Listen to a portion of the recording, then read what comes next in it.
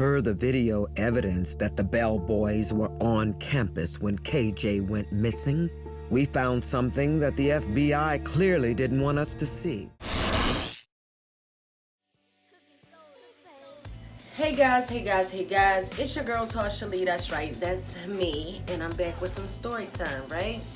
So, if you are returning, I swear I appreciate it. It doesn't go unnoticed, and you are the real MVPs.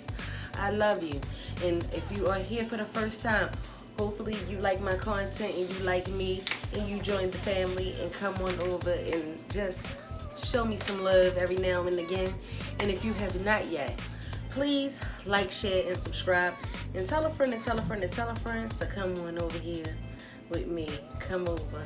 And I want y'all to remember something. Reach one, teach one. Remember, if you reach just one person, just one, you have taught somebody something. Now, I love y'all, and I'm giving y'all grandma kisses all over the face. So, don't wipe them off. Y'all know which grandma kisses they are. Them little nasty wet ones that we used to hate. But anyway, let's get to the story. Let's get to the story. Let's get to the story. Psych. All right, y'all. Kendrick Johnson was born and raised in Valdosta, Georgia, in a loving home. He was the youngest of his siblings, and they all shared one thing in common, and that was the initials KJ. Now, what made Kendrick's KJ so unique was that it also stood for King Jesus. That's what his mom and his family would call him. They would describe him to be a shy, fun-loving, sweet, athletic boy that loved to make jokes and stuff like that. The laughter of our house, he was the joy of our house, and he gives us strength to keep fighting. In his household, they would often crack on each other, play fight, water fight. They had like a great family dynamic. Like, it would be that friend that you would go over house that always had fun. That's the kind of relationship that they had. Now, Kendrick's mother would also state that Kendrick loved school. He was excited and could not wait to start Lowndes High School.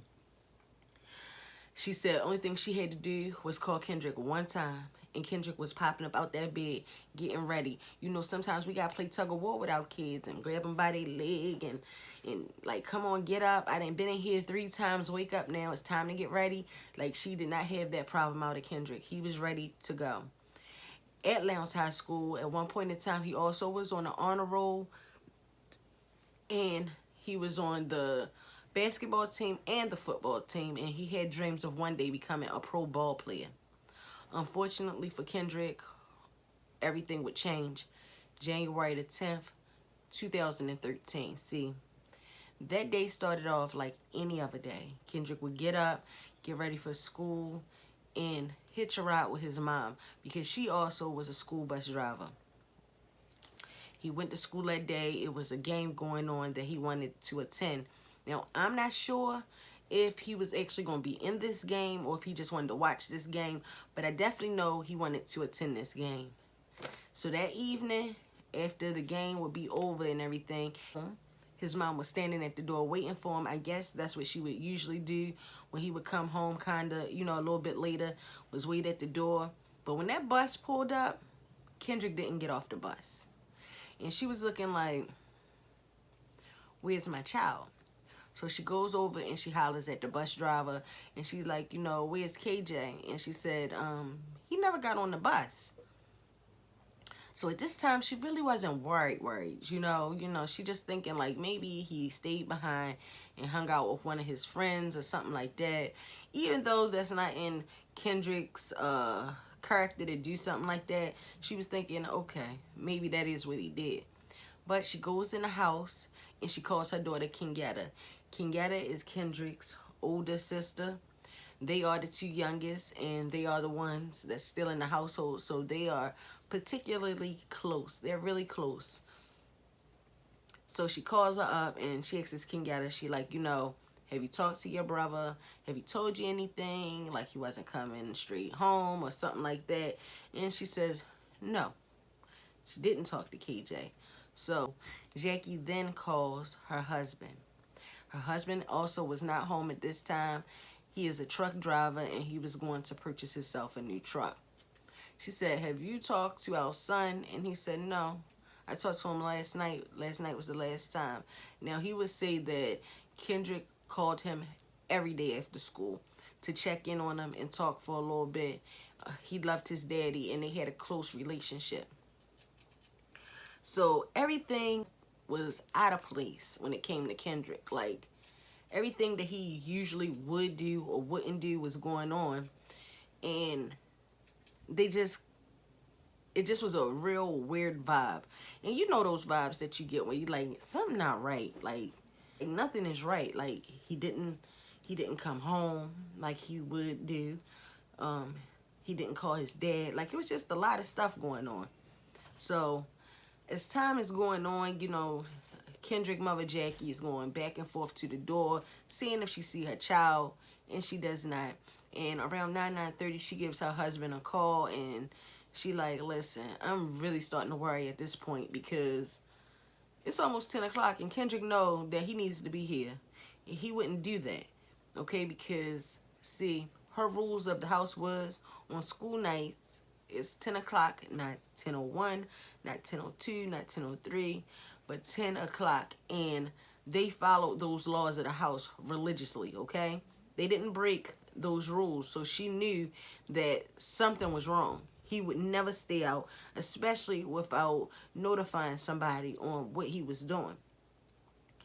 So she's sitting, she waits a little while longer, you know, just hoping that he would come in the house. And around 12 o'clock, she calls her husband again.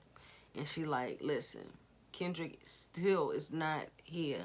Like, at this point, I just don't know what to do. What should I do? So he like, call the police and file a report. So in interviews, it was said that both of his parents, Kendrick, Kenneth and Jackie, they said when 12 o'clock came, they both knew in their heart that Kendrick was no longer here on this earth.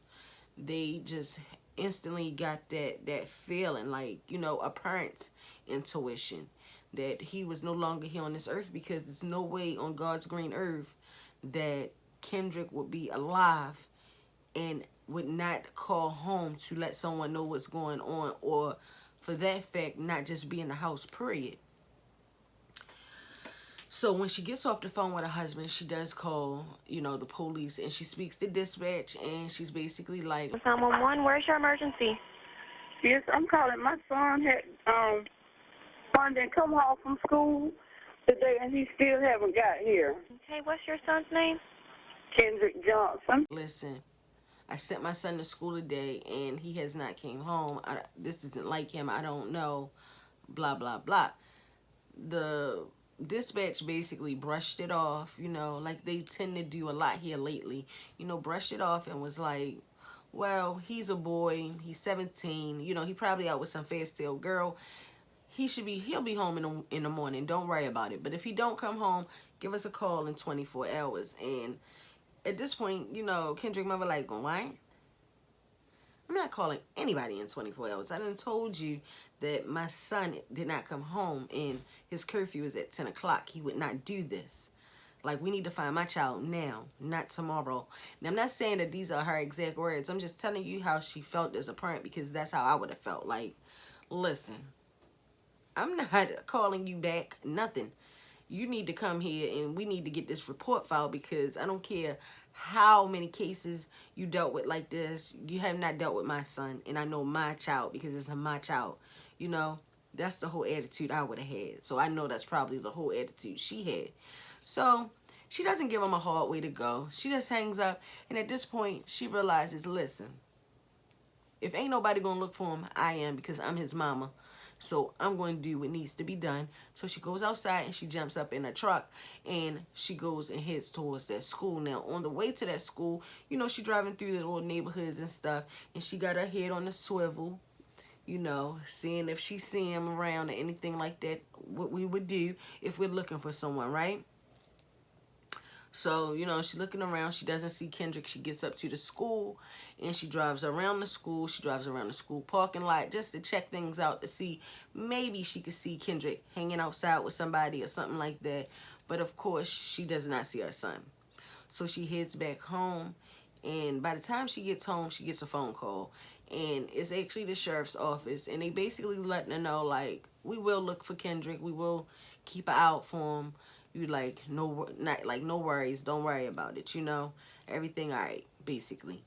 And of course she worried, because her and her mom sat up all night, did not get no sleep. They just prayed and prayed and prayed that Kendrick would come home. It was even said that his father had got so upset while he was on the road that he had to stop, and he had to pull over, and he had to just go lay down. He had to just go lay down because he was so upset at the time, thinking that, you know, his son is somewhere possibly, you know, deceased. So daylight starts coming up, and it's the next day, January 11th, 2013, a Friday. And Jackie calls her husband like, nope, Kendrick still has not came in. Like, what you think I should do? And he said, go up to the schoolhouse. So that's what she does. She goes up to the school with her daughter Kenyatta. And when they get there, they speak to administration. And, you know, she basically asking her regular questions, you know, that we would ask when we looking for someone. Like, when was the last time you seen him? Was he here? Blah, blah, blah, blah, blah, stuff like that, right? While she's there, she encounters the same officer that she spoke to just a few hours prior. Now, he was in there. He had already been out looking for KJ, driving around, you know. He also had a picture of KJ, so he was printing flyers, you know, so he could hand out and post up. Now, while they are in this office, the telephone rings, and Jackie could hear, because she's standing right there at the desk, she can hear the person on the other end of the phone say that they have found a dead body in the old gym. At this time, Jackie just kind of loses it, because she knows in her heart that that is her child. She knows it's her child. Nobody, she didn't need confirmation, because she knew, she felt that mother's intuition, you know, that gut-wrenching feeling that you get, that she knew that was her child. And, you know, at this point, she just want to go, and she want to see for herself. She want to make sure that that's not her baby. She hope it's not her baby, but she knows that's her child, and they would not let her out that office. They would not let Kendrick's sister out that office, and she just breaks down, and she's crying, and she's upset. And a resource officer would come in there and he came in there and he asked Jackie the most stupidest question ever, and so unsympathetic. But he asked her, like, why are you crying? Like, what are you doing all that for? Like, we don't even know if this is KJ. And she like, what? Well, how many parents has been here today looking for their child? Tell me how many parents. Do we got a line of parents around the corner or something, just standing around and looking for their child that didn't come home last night? Like, that's not in my son's character. He would have never stayed out without my permission. Like, do the boy have dreads? And it was confirmed yes. And she just broke down. Like, she just completely lost it. They had to actually bring a wheelchair out and sit her in that wheelchair. But now, I want to tell y'all how Kendrick was actually found. So let's leave the main office real quick, and let's go over to this gym. So, in the old gym, you know, class is going on as usual. The teacher is handing out surveys to all the students that he need them to fill these surveys out. So two sisters, they finished their surveys, and they decided to go over by these mats and go sit down. Now, these mats were like wrestling mats or whatever, and it was rolled up, and it was standing upright. And I guess the students will often go and sit on them and chill on them and stuff like that. So she goes over there, and she goes and gets up there and sit on them. And she look over, and she see what looks like to be feet inside of one of the mats in the hole. So she looks over, and she's like, nah, that can't be feet. That can't be. Like, why would feet be inside of the mat? Like, somebody has to be playing a joke. So she calls her sister over there, the Taylor sisters. She calls her sister over there, and they're looking like, so the younger sister is like kind of freaking out, right? And they call the gym teacher over, like, you know, come check this out. We think we see feet inside of here. So when he gets over there, you know, it's a whole bunch of other mats standing up around that mat, and he couldn't get to it, so he started knocking the mats down. When he does get to the mat that the body is in, you know, he sees it and he immediately tries to free the body, but he could not because the body was so tightly wedged in. Now, at this time, no one is thinking no one is deceased or anything like this. They just think somebody needs help. So as he's trying to free the body, he realized that this person isn't moving at all.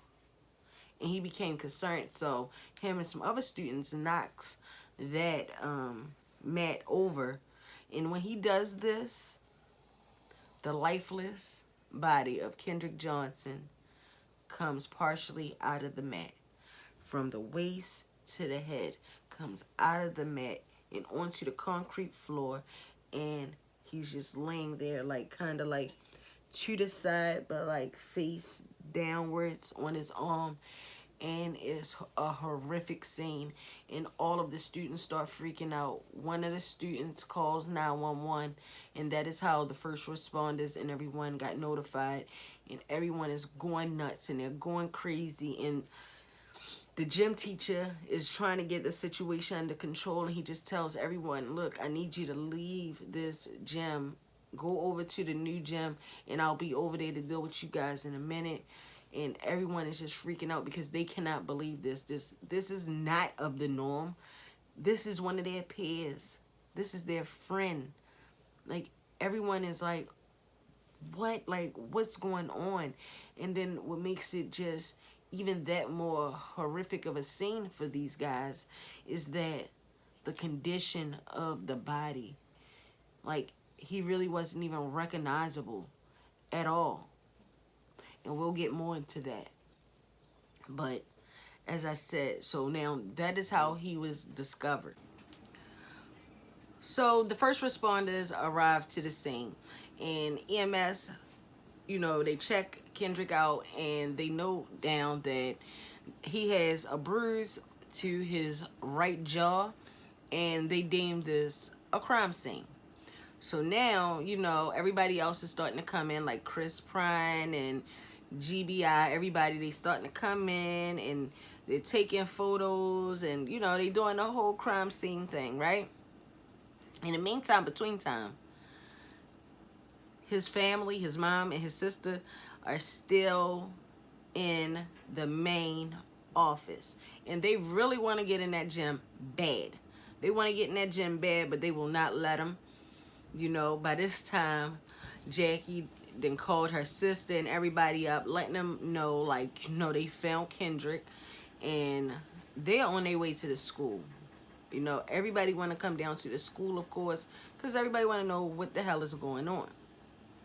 Jackie's sister said when she arrived to the school, she seen her sister sitting in that wheelchair, and she looked lifeless. She looked drugged. She looked like she had no life left. Her soul left her body. She was very distraught, which is very understandable in any case like that. You know what I'm saying? So, like I said, they've been sitting there. They've been waiting. They're not allowed to go in there and see Kendrick.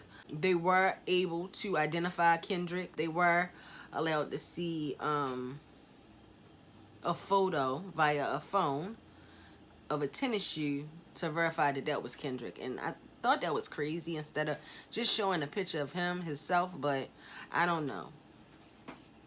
So they're in there and they doing the investigation for about 6 hours, right? So at that 6 hour mark, they decided to call Bill Watson, which is the coroner for Lowndes County, right?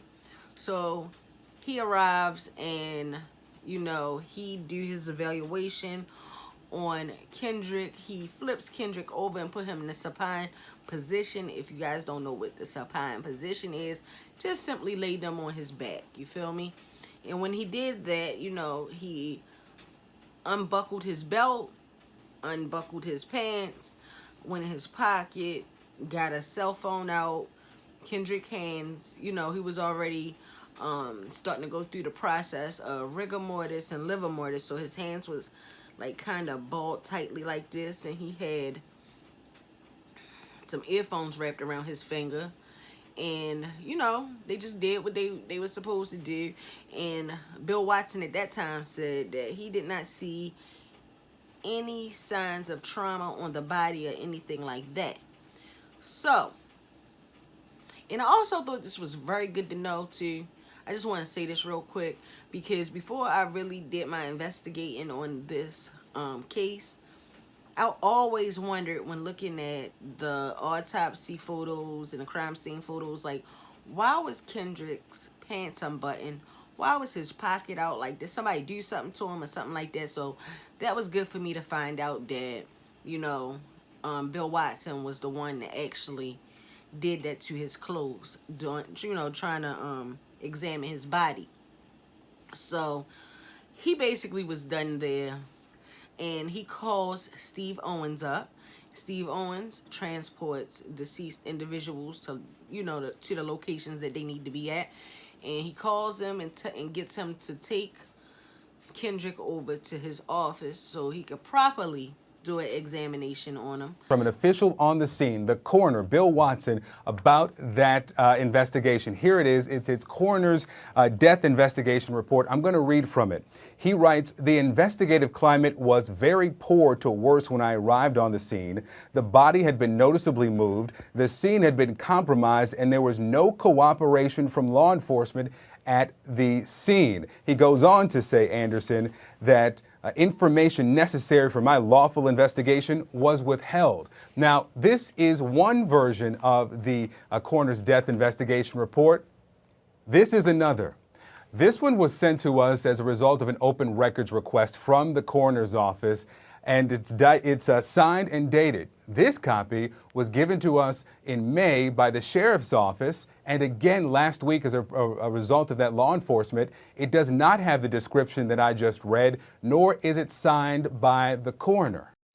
To figure out, what was going on. And by 5:30, 6 o'clock, they all concluded that investigation, okay? So Chris Prime, which was the sheriff, he basically told media it was no foul play involved. He don't suspect any, and it was just a tragic accident. I found nothing to indicate this was anything other than just a tragic accident. And Kendrick's family was like, what?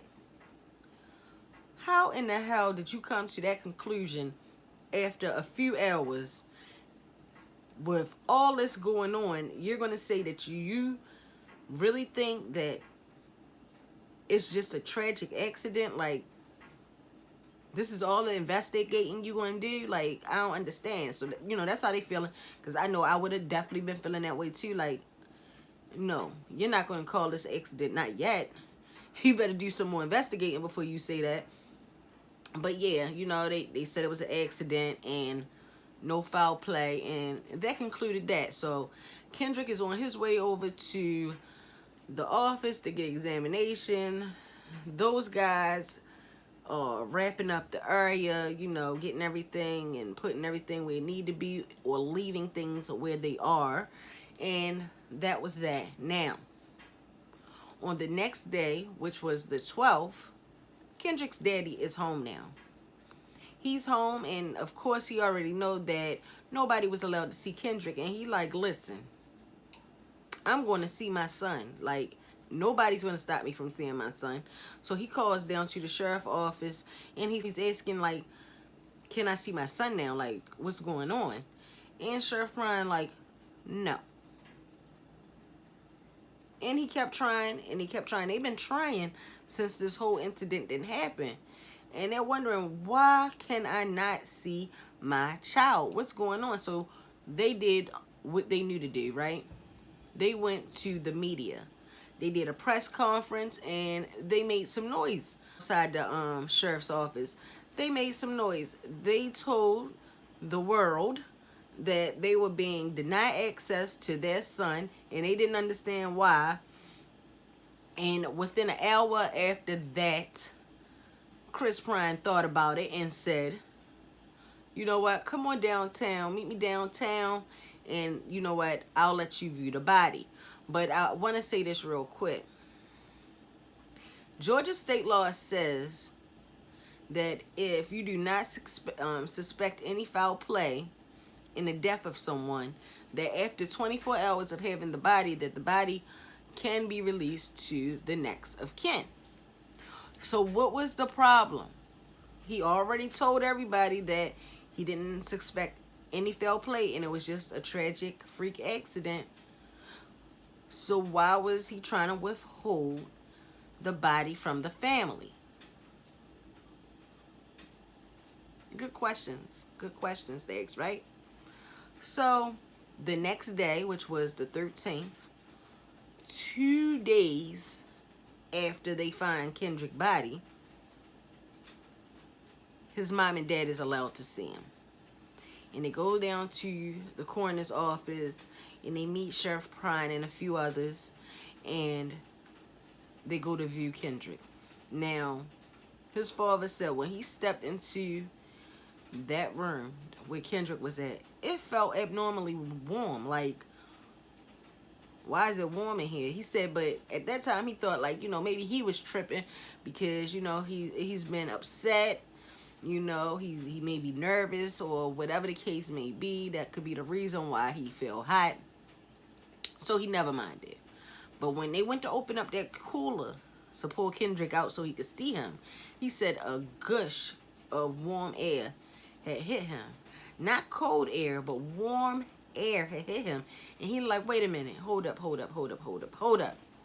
I thought this was a freezer to preserve the body. It is no way in hell it should be warm in there. What's going on? And while they're there, Sheriff Prime makes a statement. And this is all allegedly, of course, but, you know, I wasn't there, but this is the information that I had got from the stuff I read and watched. Now, Sheriff Prime allegedly said to Mr. Johnson that Kendrick went inside of the mat, feet first, and he bent over to get his shoe and then got stuck. So Kenneth looking like, what? That ain't make no sense. When you talk to me with sense, because nothing you just said made sense. So Stride Jones, which is a detective, he also decides to put his 2 cents in. So he decided to say, what don't you understand that when someone dies, their muscles relax and they fall forward or they fall over? What? Are you freaking serious? Are you serious? 2 days later, after this was said, and I know I just put up 3 fingers, but 2 days later, after this was said to Kenneth, an ex-employee of the county sheriff's office makes a statement to Kenneth, and he says basically like, listen, I know you heard what they said, but that's not what they meant to say to you. What he was trying to say is that Kendrick went in head first, and due to the position trying to get that shoe, he got stuck and was unable to free himself. Now, because all of this is going on, Jackie and Kenneth feel like, I can't trust y'all no more. Y'all giving me mixed stories. Y'all telling me things that don't make sense. Y'all try to withhold my son's body. Y'all took 6 hours to call the coroners. I don't trust y'all no more. I don't trust y'all at this point, and I don't want to deal with y'all at this point. And also while they was inside of there seeing Kendrick, like, they were kind of mortified because he didn't look anything like his handsome self. He did not look like himself. His father said that he had blood all over his cheeks, his lips, nose, everything was swollen. It just wasn't a pleasant sight. They was not expecting that. They was not expecting to see that. And That's one hell of a image to have left in your head of the last time you see your child, you know? So with all this going on, they like, listen, I ain't feeling this. I ain't feeling none of this. And they immediately started going downtown and they started protesting on the corners with their signs out. And, you know, they just trying to get justice and trying to get Kendrick's name out there. They want everyone to know, like, what's going on with him. Know his story. Much wasn't going on at this time, but enough was going on, if you understand what I'm saying, right? So let me tell y'all the reason why they keep saying what they're saying about him getting stuck inside of this mat. Okay? So, what has been said is that the school has lockers, but you have to pay for them. So instead of paying for the lockers, what the students do is they throw their belongings inside of these mats that is standing up. They throw them inside the hole, and then when they need them, they go and retrieve them. Now, how they retrieve them usually is they just tip the mat over and grab their belongings and go on about their business. Kendrick's friend said that him and Kendrick does this all the time. He done watched Kendrick do this so many times. He's never seen Kendrick get up on the top and try to get his body down there to retrieve anything. Kendrick will always push the mat to the side to grab his belongings. So when he heard that, he said he instantly knew that it was a lie. That could not be the truth. That was the furthest from the truth. He climbed inside the mat to get the shoes. I already knew that was a lie. That is the theory of it all. They created this theory about Kendrick getting this shoe that was down in the hole and being stuck, and that's just where it's at. And of course, as you can see, the parents are not trying to hear none of that. They don't believe it at all. And like I said, his friend even said, like, that's just not something Kendrick would have did. Like, Kendrick is, well, was at the time, he was 17 years old. He wasn't a little kid that didn't know any better. Anyway, how would he had been able to get down in this hole when the hole was 14.5 inches wide and Kendrick's shoulders was like 19 inches wide, a little over 19.5 inches wide? How? Just how? I don't care if he had his arm like this or like this. Even if he did get in there, he would not have been able to get all the way down to the bottom of that mat the way he was, in my opinion.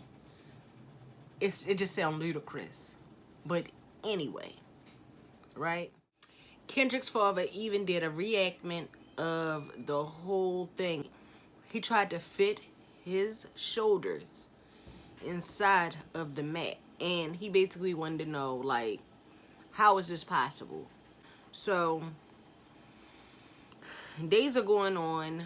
They're not pleased with what's going on. Kendrick has now been transferred to GBI so he can get his official autopsy done. After KJ's autopsy, Johnson's was allowed to see Kendrick one last time. And when they went and seen him, they were deeply, deeply disturbed, okay? They were deeply disturbed. His head started to take a different form, and his face was extremely, like, they thought that he looked it bad before, but this time, oh, this time was really bad. Like, his face looked extremely, like, it did not look like him in any kind of way. And then they had noticed something. They noticed that his fingernails was cut, okay? They noticed his fingernails was cut, and KJ always kept nails. Like, his nails wasn't long like mine, but you know how some men nails are, you know, that thick kind of, like, that little long kind of like nail. You know what I'm talking about. He kept his nails like that, never cut his nails. He said when he looked at his son's hands, his son's nails were cut. And for so many reasons. It's like, how did that happen? Why was his nails cut? You know, all of these things are taking place, and they also noticed that KJ had cuts on his fingers. But now remember, Bill Watson said that he observed the body and it had no injuries on it. I just wanted to say that. But yes, they noticed cuts on his hand, all that. Like, it was a lot. As I keep saying, it was so much going on. The family was just not pleased. And because their son looked like that, they took a picture of him. That's really what made them go and protest in front of the courthouse. They was not pleased with how KJ had looked at that time. Jackie talked to Harrington, the funeral home, and she wanted to make arrangements for her son. She wanted her son to be buried there. Now, I guess with Harrington Funeral Home, St. Kendrick, they like, oh God. You know, I guess they wasn't expecting to see him that way. So when he basically said, listen, I stress to you that we should have a closed casket because of the condition of your son's face, the damage that's done there. Kenneth was just like, no, absolutely not. We want an open casket. You got to make that happen. We want to have an open casket for our son. And Harrington like, well, we'll try to make him look as presentable as possible. So Antonio Harrington said to the Johnsons that when the autopsy come back, if you feel like it's not what it should be, you should get a second opinion. Why he said that, who knows? But I kind of got an idea of why he said it, okay? Now, after they have this conversation, Jacqueline and Kenneth want to know, listen, can we get our son's clothes? Because we would like to have them. And that's when Antonio let them know, like, Kendrick came here with no clothes on. Like, I didn't even know he had any clothes. I don't have the clothes.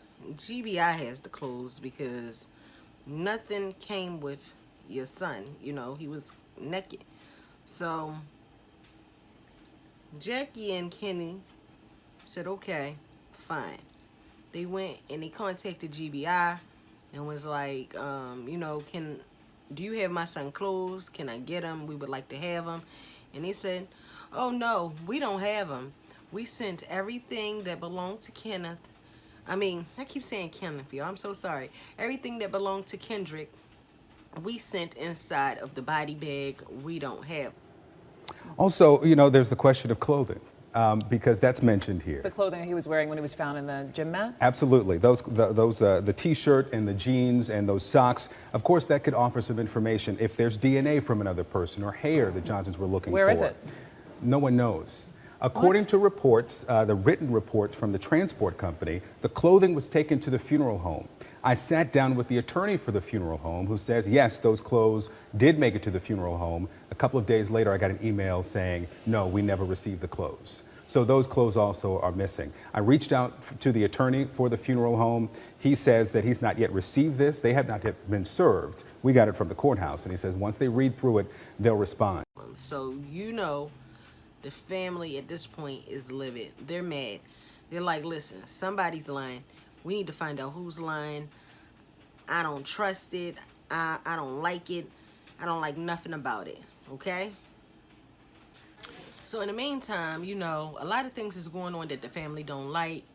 And rumors are starting to circulate that the Bell brothers had something to do with Kendrick's death. Now, the Bell brothers were once Kendrick's friend, Brandon Bell and Brian Bell. And being as though all of this is going on, the family wants those boys investigated.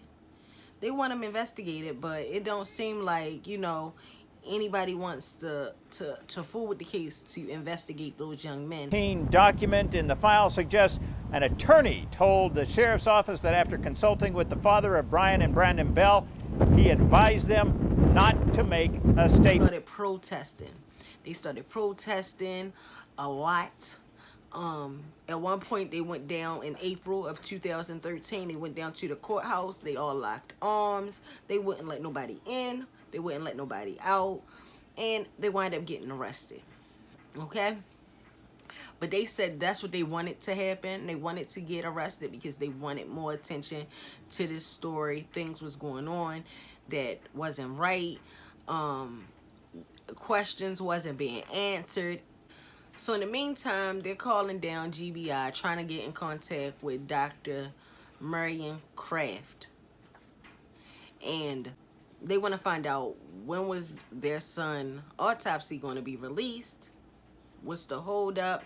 And they wasn't getting no answers, you know. They wasn't answering the phone half of the time, and they wasn't answering any questions. So they just had to wait. And then in May, it was released.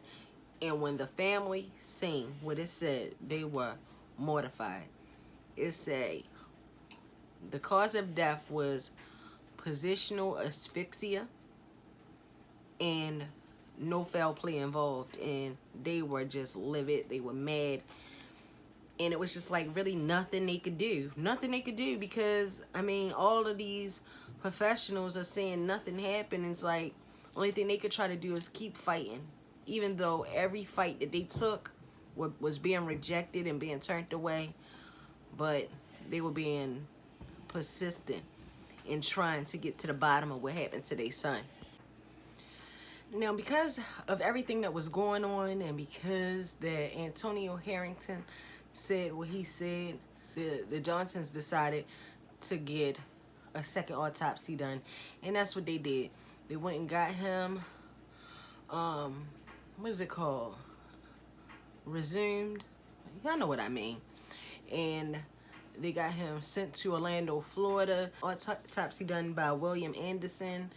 And when he got that autopsy, William Anderson then realized that KJ organs was missing from the top of his head all the way down to his man parts area. And he also discovered that he was stuffed with newspaper. You heard me right. He was stuffed with newspaper, and he notified the Johnsons, and they were furious, okay? As they should have been. Furious. So now that the parents feel like, what's going on, they coming for everybody. They like, listen, either GBI did this or Harrington Funeral Home.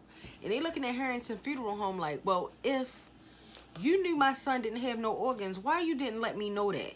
And why would you stuff my son with newspapers? Yes, Black Friday and things like that. Like he's a trash can, you know? And they were really upset, and they had every right to be. But now, Harrington Funeral Home, they're pointing fingers at GBI. They like, listen, when he came, nothing was with him. No clothes, no organs, no nothing. I got him as is, and I did the best I could do with him. Maybe I shouldn't have used newspapers, but it's not against the law. That's the attitude they carry. And GBI like, huh? No, no, no. All of his organs was placed in a bag. This is what the spokesperson had said that speaks for GBI. Said, listen, after Dr. Kraft did her examination, she put all the organs inside a bag and inside of the body and sent everything over. Then later on, GBI makes a comment and says, oh, KJ's organs was thrown away due to over decomposition. Like, when was y'all going to tell me? When was y'all going to notify me? Like, things like that. Isn't the next of kin supposed to know what's going on? So at this point, everything is looking like y'all are trying everything in your power to destroy evidence.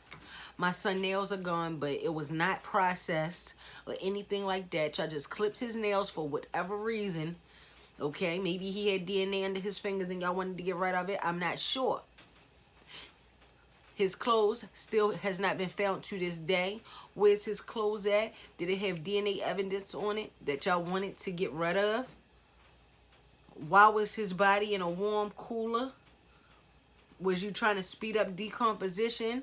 Why was you denying me access to my son? Why did y'all wait 6 hours? Why didn't y'all bag and tag all the evidence in that gymnasium? It was so much evidence in that gymnasium. and they did not bag or tag nothing. But I'm not going to say nothing. I believe they bagged and tagged like 3 things of all the items. KJ's shoes and stuff did not go. Like, they didn't take a lot of stuff. And for whatever reason, it was, only thing I know is that they made themselves look really bad. Agent Harold Kopis, if you were on this scene, would this have been something you would have left? No. Bag and tag. There's no indication investigators ever even looked for the owner of the shoes or this hooded sweatshirt found a few feet from Kendrick's body. And if you look real close, there's something on this particular cuff. And then the question is, was it blood? Did you test it? According to the crime lab report, no. They know something happened in that gym, and they don't want it to come out. For the Johnsons, there's no stronger indicator than this photo. It's of what appears to be blood dripping down a wall. Here's what Lowndes County Lieutenant Stride Jones told CNN about that wall in May. And we tested it, and it was blood. Now, we did DNA testing, and it was not the blood of Kendrick Johnson. If it wasn't Kendrick blood, who blood was it? Did you ever find out who it was or any involved? No, as of now, we haven't, no. But it doesn't appear to be related to our crime in any way. What do you think about the decision not to test it further? You can't explain it. If you're running the crime scene, then you're going to say that's potential evidence. Obviously, we're going to check this out and find out who does it belong to. This is an athletic gym. I mean, obviously, this is where they conduct various athletic classes and instructions at. A kid couldn't have scraped their knee or arm or something and got that much blood on the wall. There's 1, 2, 3, 4, 5, 6. 6 impacts. The opinion of our crime scene personnel, after looking at it closely, the blood appeared as if it had been there for an extended period of time. It didn't appear to be very fresh. School gym. There is no way that they would allow whoever was supposed to clean this gym to leave that blood on that wall. And there's the question, why was there no blood where they expected to see lots of blood? Remember the photo of that shoe investigators say was inches below Kendrick's head? Look at it again. If he was inside the mat, reaching for that shoe, inside this tube, reaching for the shoe, and the shoe is beneath him, why isn't that shoe covered with blood? And what do you think about that shoe not being covered with blood, dude? It was placed there. Hey, Sheriff Prime? Hi. Victor Blackwell, CNN. Chris Prime. The Sheriff's Department has denied a cover-up, but we took the Johnsons' concerns to Lowndes County Sheriff Chris Prime. Got some questions about the Kendrick Johnson case. I'm not going to discuss that with you. Why not, sir? Because our case is closed. The family has some concerns about why some things were not taken into evidence. There was blood on the wall. I'm not going to discuss the case with you. And why is that? Because I don't want to. Then, less than a minute after he'd invited us in, What did you not understand that I said? I'm through talking to you. He ushered us out. Thank you, Sheriff Prime. I don't believe this was an accident. I think this young man met with foul play. The Justice Department is reviewing the pictures and the video to decide if it'll launch a federal investigation into Kendrick's death. The family was just over it, and they tried suing and all this. And let me tell you about the Bell Boys, right? Because I haven't really got into who they are or whatever, but Brian had a fight with KJ. I believe I already told you guys this. Now, Brian got in a fight with KJ, and they were on the bus, and, you know, he was basically pulling KJ dreads, like, trying to act friendly, but being a bully at the same time, if you know what I mean. And KJ like, boy, don't touch my hair. Like, I'm going to give you these hands. And, yeah, he gave him them hands. Because it was described that KJ had got the best of him. Now, after that fight, it was some animosity. You know, he kept catching Brandon looking at him funny and Brian looking at him funny. And then Brian and Brandon's father, Rick Bell, was up to school one day, and he said to KJ, like, listen, that fight with you and my son on the bus, it wasn't fair. Come past my house and fight him. And KJ said he just looked at him and just walked off like, man, you crazy. Or whatever. But it's like, and Rick Bell, by the way, is an FBI agent. Shall I say any more? Shall I say any more?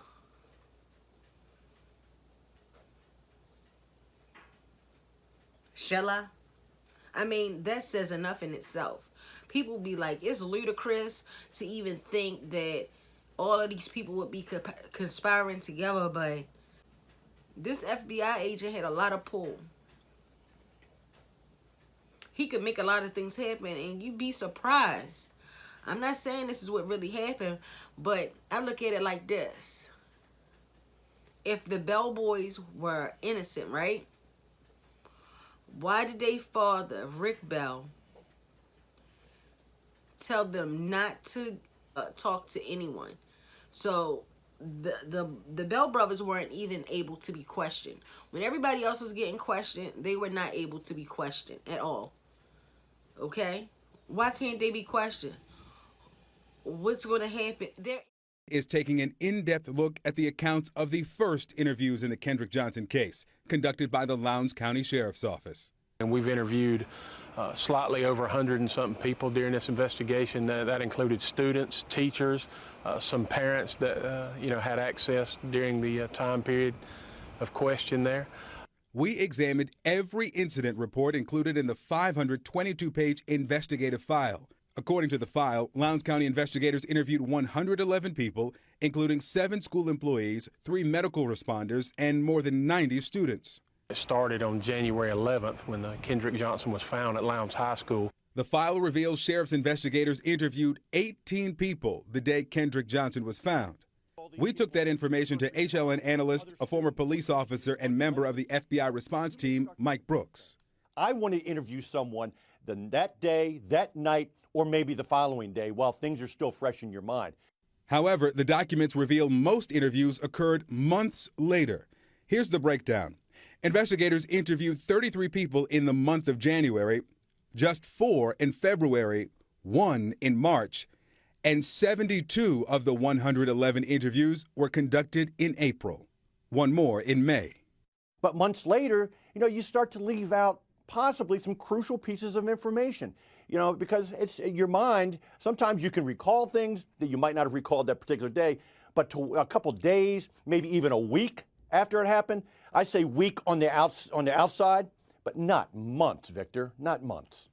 Remember, Kendrick's body was found January 11th. The first emergency medical technicians called to the scene initially for a reported cardiac arrest were interviewed April 17th. The paramedic who noticed bruising to Kendrick's jaw and considered the gym to be a crime scene was interviewed April 18th.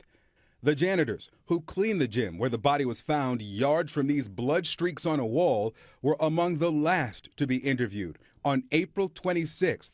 Local investigators believe the blood is unrelated. However, they've never found whose blood it was or how it got there. And according to their report, the investigators did not ask the janitors about that blood. And look again at the school surveillance video. This was the last time Kendrick Johnson was seen alive. There were other students in the gym, but the investigators' reports have no record of interviews with any of these students. They're innocent. Why they can't say anything?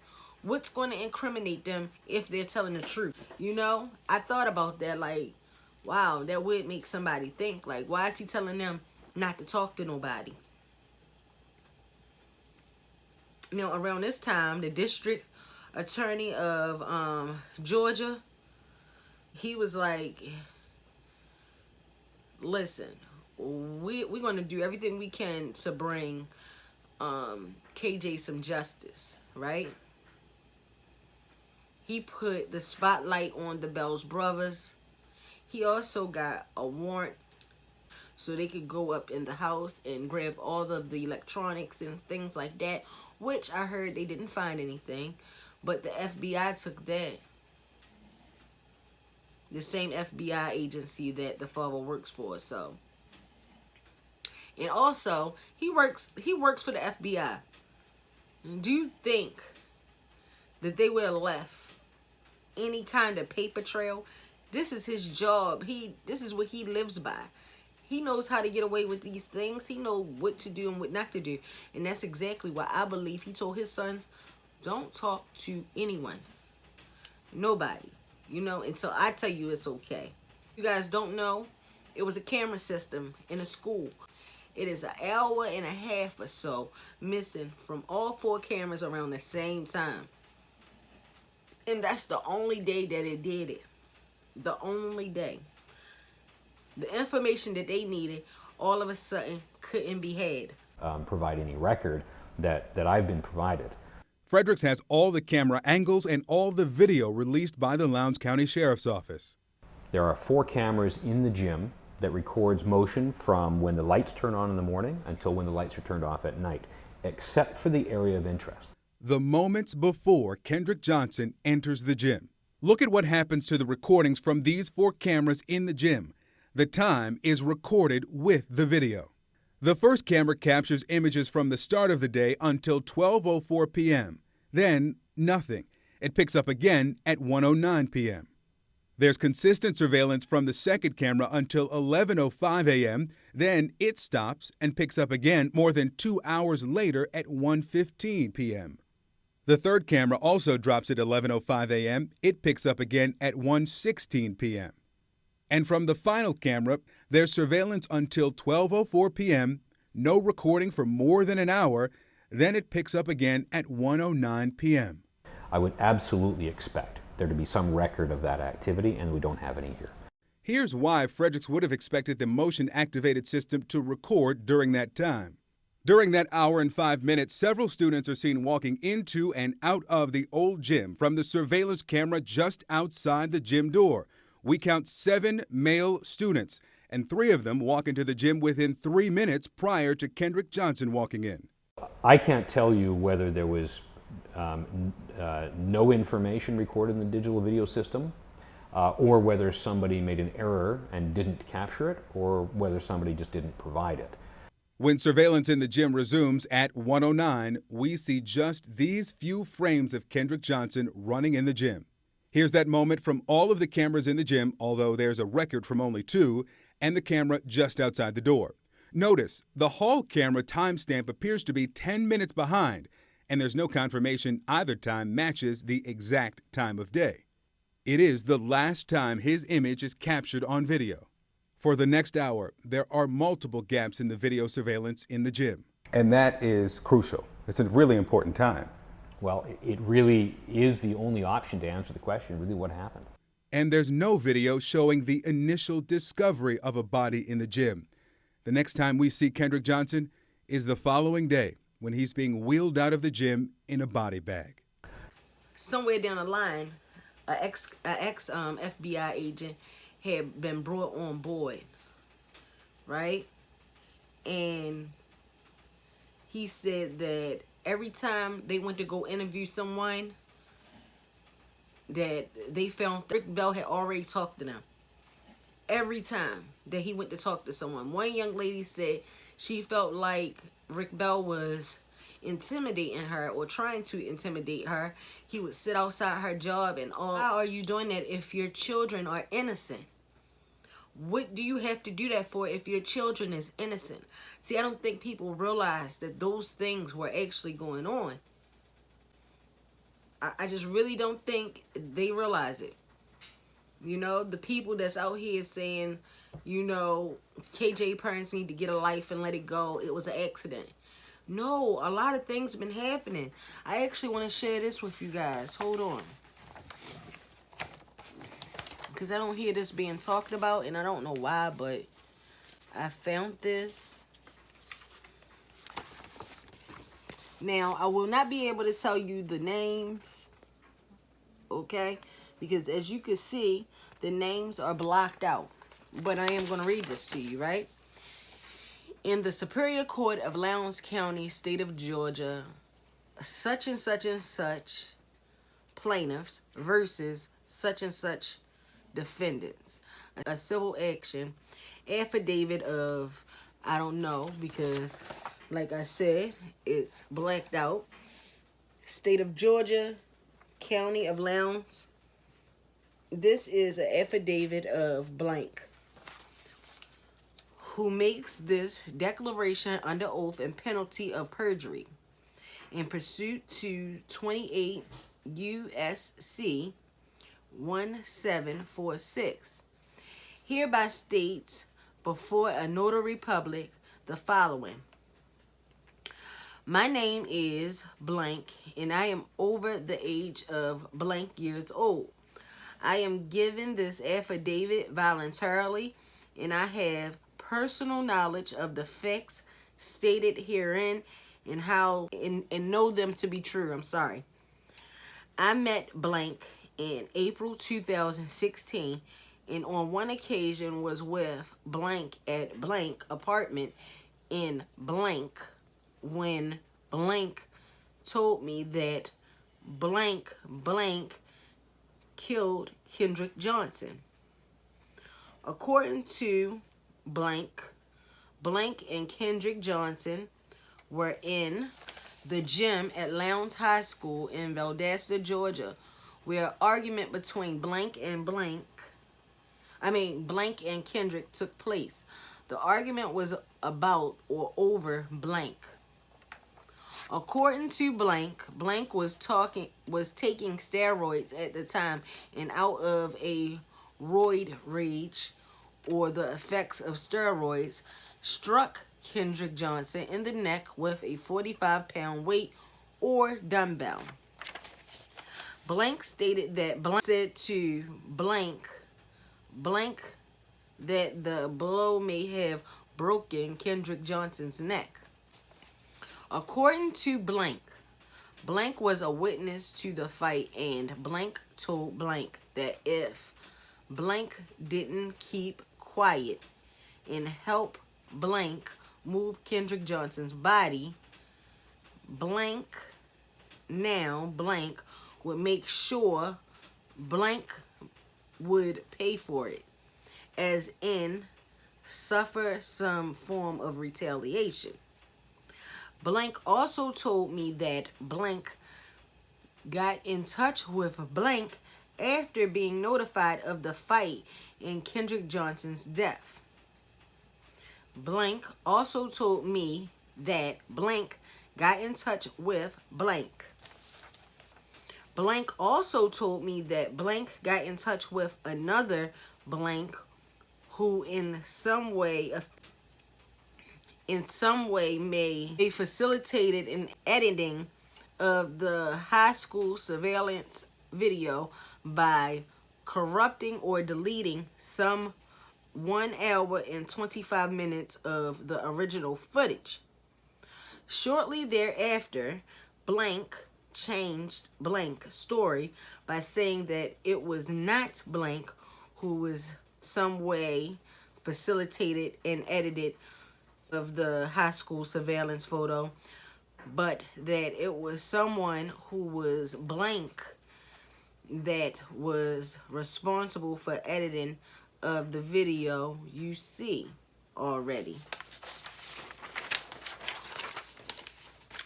Blank also told me that after Kendrick Johnson's death, that his organs were removed and newspapers placed in the cavity so as to interfere with any effort to establish the correct time of death or to otherwise disclose any other injuries.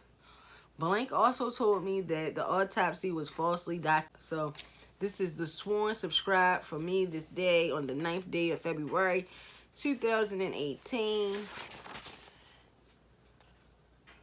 So doesn't that sound crazy? And they don't talk about that, but you know, it was a lot of that going on. And it was also said that one young man had made a statement as such, implicating the bellboys, right? He was brought in to the county sheriff's office, and he was detained for months and was not let go. When he was let go, wasn't nobody allowed to see him or anything. And when he was let go, he changed his story. He changed his story and he reneged on what he was saying at first. So it's been a lot of things going on. It's been a lot. It's been a lot. Okay? You know, the whole time the Bell brothers has been pleading their innocence. They said they never seen KJ that day. One brother said he was going to a wrestling match. They left at 12:30 before the last time KJ was seen. The other brother said he was in his class block at that time, and they never even came across paths with KJ that day. And that's what they stuck with, okay? But it's later found out the video, the surveillance video, was actually altered. And one of the bellboys was actually seen walking like damn near side by side of KJ. Court regarding the security tape hard drive and the blacked out footage. So we looked into finding that report to see if we could locate it, and we did. However, the report was heavily redacted. But then we were able to find the unredacted FBI report, and what we discovered blew us away. You see, in the redacted report, you can barely see any of the video frames. Most of the frames are blacked out, and the ones with KJ are barely recognizable. In the unredacted report, we were able to see all the video frames in full color. The report follows KJ, Brian, and Brandon's movement throughout the school for the entire day and records where they were. Not only is this further video evidence that the bellboys were on campus when KJ went missing, we found something that the FBI clearly didn't want us to see. Let us put them side by side so you can see what we found. Here they are. Can you see something a little odd? Look closely. There appears to be a frame on both pages that matches. How could this be? What tipped us off is KJ's yellow folder. We were going through Brian's movements and all of a sudden, KJ's folder appeared on screen. That's right. There's a frame on KJ's side and Brian's side that is identical. The boys are standing seemingly right next to each other in the hallway.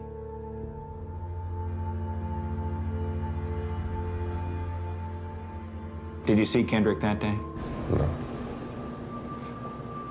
I did not. Seeing the alleged killer of KJ standing next to him in the hallway the day he died in school has sent chills down our spines.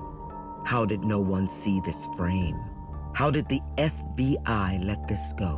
Why did it take 6 years and an independent filmmaker to find this? These are all questions that may never go answered. But what we do know for sure is that we have more facts now than we ever had, and this case needs to be reopened and re-examined with a fine-tooth comb. I need you guys to go and find, go on YouTube or whatever and look for Finding Kendrick Johnson. Watch it. It has so much information. It's gonna blow your mind. And it really, I always kind of felt like something wasn't right. I was crying. I felt disgusted. My stomach dropped when I actually seen, even though I knew something wasn't right, my stomach just like dropped to my feet when I actually seen that Bell brother was actually right there with KJ. Because he was claiming his innocence so much. He claimed his innocence so much, and it's like, you lied. And then it brings you to a realization that, fuck, they lied. The ex-FBI agent that I was telling you about that was trying to conduct the interviews, and that he knew that things were being covered up. He said he knew this, that things were being covered up, and he felt like they were really close to getting a conviction or arrest or something, right? He said he just knew it. And he said he went and looked at this footage, and when he seen the footage that KJ and the Bell brother actually walked past each other, he was blown away. He was disgusted. He said, I just don't understand how a filmmaker went and found something that I've been doing all these years and I wasn't able to see this footage. y'all have to go watch it. It will change y'all. If listen, if you was on the Bells Brothers side, if you was on the fence or whatever, this is gonna change your whole perspective. Okay. Now that ex-FBI agent that was working on this case, and thought that they was going to get a conviction. He said one day he went in, and then all of a sudden he just snatched them off the case. Case closed. Case closed. 7 judges since then recused themselves from the case. Nobody knows why. State attorney of Georgia, the one that put the Bells Brothers, put them in the center of this investigation, the one that wanted to help out so bad, he stepped down. He stepped down from his position in 2015, I believe, and he went on to be a lawyer at a law firm. So at Pope McGlamry, we represent people who find and report the waste, fraud, and abuse of taxpayer money. We handle these cases, sometimes called whistleblower or false claims. What made you step down? What made them 7 judges recuse themselves? You feel me? And the state's attorney, all his case files went to his predecessor or whatever it's called. It went to that next person. Except for Kendrick Johnson's case. Kendrick Johnson's case went to Ohio. Why did it go to Ohio? God, nobody knows. The FBI agent that was working on the case, nobody understands why Kendrick Johnson case went to Ohio, but it did. And then in 2016, they closed it. They closed it. It's done. It's over. Also, Rick Bell resigned from the FBI position, because now this is why I think this happened now, because Kendrick Johnson, I keep getting names mixed up. Kenneth Johnson said that the DOJ, he was talking to the DOJ frequently, and they actually had said to him, like, we have evidence that Rick Bell has been doing corrupt things and stuff. I believe that he had something to do with this, but it's not going to be proven, and it's nothing we really can do. It's nothing we really could do, but the DOJ apparently must have turned whatever evidence they had over to the FBI, and Rick Bell stepped down, and he resigned. And then the Justice Department even came out and told us in the meeting what we had with them that KJ's shoe was placed under his head, the shoe that he was supposedly reaching for. Don't that blow your mind to know that? Doesn't that blow your mind? But for the last 9 years, Kendrick's family has been fighting, going hard for him, out there protesting every lawsuit that they done had, because they felt like they just been done wrong, has been thrown out. And they actually was made to pay $300,000. The Johnsons was trying to sue 38 people, basically. Everybody that handled KJ, they was trying to sue for like $1 million. Okay? That was thrown out. But the judge said, hey, but guess what? I can do y'all one better. How about y'all, the Johnsons, are going to pay $300,000 out. You and your attorney are going to pay their lawyer fees, their, all that. You're going to pay that. That's what you got to do. Because I feel like you guys tampered with evidence to make it fit your narrative. That's what the judge told the Johnsons.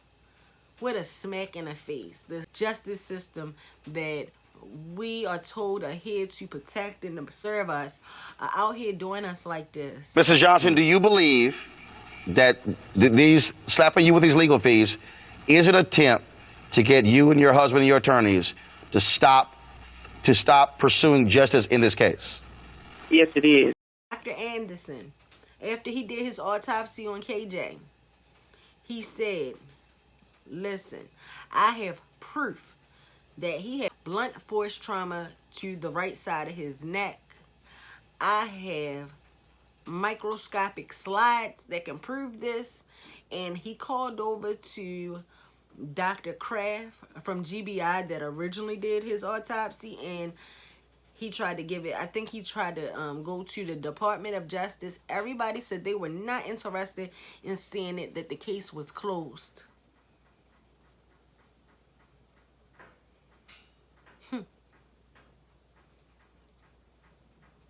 It's a crazy, crazy, crazy, crazy world. But you know what? I believe one day KJ will get the justice that he deserves, and I hope that his parents live to see that day. They deserve it, man. Nobody deserves to be treated like shit, and nobody deserves to not have the justice they deserve, you know, especially if it was foul play. I'm just not buying the fact that it wasn't. I'm not. I can't. I tried to look at it on other angles and standpoints, but you got to make it make sense. And if it don't make sense, 9 times out of 10, it ain't right. You know, people would say, well, it don't make sense that all these people would be corrupt and trying to cover up stuff. But it happens. That really happens in real life all the time. You know what I'm saying? What doesn't make sense to me is that somebody with a 19-inch shoulder is going to slip and fall and get stuck into something that's 14 inches wide.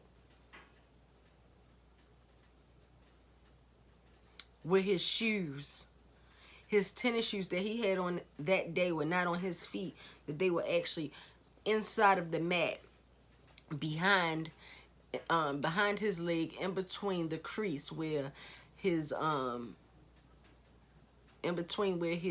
calf and his thigh is. That's where his shoes was at. How could his shoes get right there? How? That same shoe that he was reaching for was his arm, I'm sorry. That same shoe he was reaching for was behind his head. That shoe was behind his head. His arm and stuff was past that shoe. His shoe, and then it was another shoe that was a little bit down, right? And, you know, by this time, KJ has been in a upside downwards position for like 19 hours, okay? It is blood. It is vomit inside of that mat. And, yes, I understand why the blood came out, you know. His body is fighting gravity. All of his blood from all his extremities is going all down to his head. It has to come out somewhere, you know. It was coming out his eyes, nose, mouth, and he vomited. But was there nothing on the shoe? It wasn't no massive amounts of blood on the shoe. It was like a dot, a speck on the shoe or something. How is that possible? And the shoe was actually sitting in the blood, where the blood was at. Like, how? How? That's what I'm going to ask. How? But I hope you guys, I know I probably missed out a few things, and I probably will do this video again, like a part 2, to put in the pieces that I left out, because it was a lot. This case has been going on like for a long time, for like 9 years now, so I know I missed out a few things, but I hope you guys enjoyed this video. I hope that this information that I shared with you, I hope that it make you look at this case in a different light, and I hope that KJ get the justice he deserves, and I hope that his parents and his family as well get the justice that they. I just been tongue-tied all day, and I also hope they get the justice that they deserve. As always, guys, thank you for being here. I'm so sorry if this video has been long. I've been trying to make my videos shorter. You know, sometimes when things are too long, people don't want to watch it. But I hope you guys enjoyed it. If you stayed this long, I love you. I love you. I love you. Mwah. More grandma kisses to the face. And I will talk to y'all later. If you haven't yet, please like, share, and subscribe. And tell a friend to tell a friend to tell a friend to come on over. I got more granny kisses for them as well.